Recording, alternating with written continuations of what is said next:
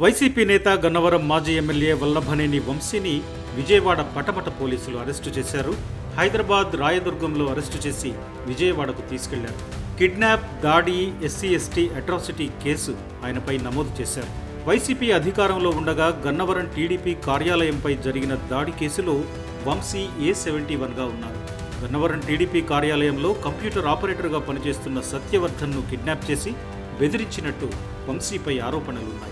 TDP కార్యాలయంపై దాడి కేసులో ఫిర్యాదుదారుడిగా ఉన్న సత్యవర్ధన్ ఇటీవల విజయవాడలోని ఎస్సీ/ఎస్టీ కేసుల ప్రత్యేక న్యాయస్థానంలో హాజరై తనకు ఈ కేసుతో సంబంధం లేదంటూ అఫిడవిట్ సమర్పించారు.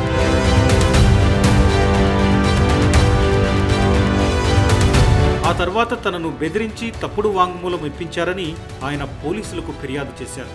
దీంతో విజయవాడ పోలీసులు హైదరాబాద్ చేరుకొని వంశీని అరెస్టు చేశారు. మరోవైపు వంశీని అరెస్టు చేస్తున్నట్టు ఆయన భార్యకు పోలీసులు నోటీసులు ఇచ్చారు. వల్లభనేని వంశీ మరికొన్ని కేసుల్లోనూ నిందితుడిగా ఉన్నారు. బావులపాడు మండలం ఆరుగొలనులో టీడీపీ నాయకుడు వేములపల్లి శ్రీనివాసరావు దుకాణాలను అక్రమంగా కూల్చివేసిన కేసులో A2గా ఉన్నారు.